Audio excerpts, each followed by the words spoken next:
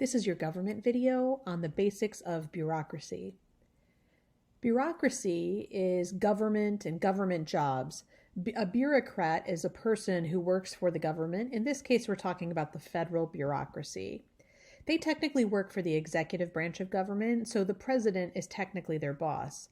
The bureaucracy is all of the departments of the federal government, agencies, commissions, government corporations. And again, these are all part of the executive branch. So they're here to help the president execute and enforce laws.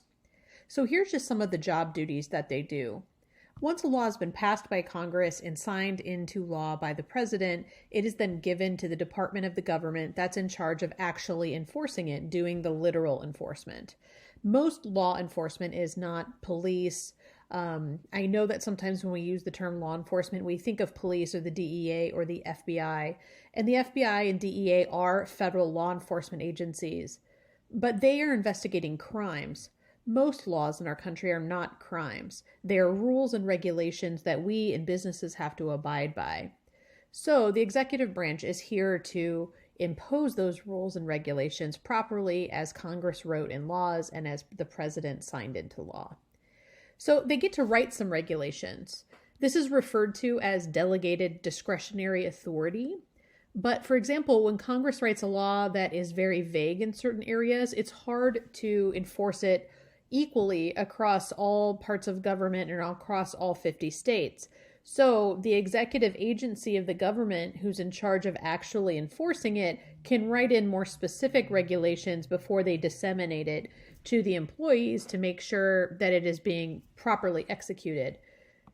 They also get to issue fines. So a lot of times if a business doesn't immediately abide by some regulation, they get a fine, they have an inspector show up. If that happens multiple times, they could have something more serious happen, like they get their business license taken away or they lose some type of tax credit that they had. But for the most part, these are not crimes, so people aren't going to jail for these things. Oftentimes, bureaucrats work for the government for their entire career, so they have expertise in certain areas. Therefore, they often testify before Congress. Remember, congressional committees can have oversight committees or investigations. A lot of times, bureaucrats are people who have some expertise that Congress wants to hear about. They're also part of the Iron Triangle, so they can help laws to be written and they can help laws to be passed. And then, of course, their main job duty is to execute those laws. Oftentimes, the bureaucracy is there to help the president carry out his agenda. So if the president wants a law to be enforced in a certain way, members of the bureaucracy are the ones who are actually doing that work. And so that is the plan. The problem becomes that most bureaucrats are not personally appointed by the president. Today, only about 10% are what we call patronage or political appointments, where the president would appoint and the Senate would confirm. If you have a federal job by political appointment, you only get to keep that job until the president either chooses to let you go or the president is out of office. About 90% of all federal government bureaucracy jobs are what's called merit-based. So people apply just like they would in the private sector, and the best person for the job gets it, and they stay in that job regardless of who is president. So they serve the American people. They are paid for by taxpayer dollars. They are not directly serving the president per se, even though the president is the head of the executive branch of government. So most of these jobs are what we refer to as merit jobs or civil service. They serve the United States. Now, here's just a list of some of the major departments of our government.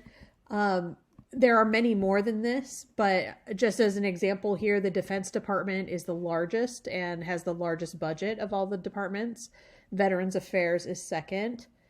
Homeland Security is the newest department of the government, and that came about after the 9/11 attacks. And remember, the departments can be created by Congress. Once created by Congress, then the president can hire the cabinet secretary and some other major management positions in that department. But they are here to help the functioning of government and the enforcement of laws, because clearly the president cannot do that all on his own.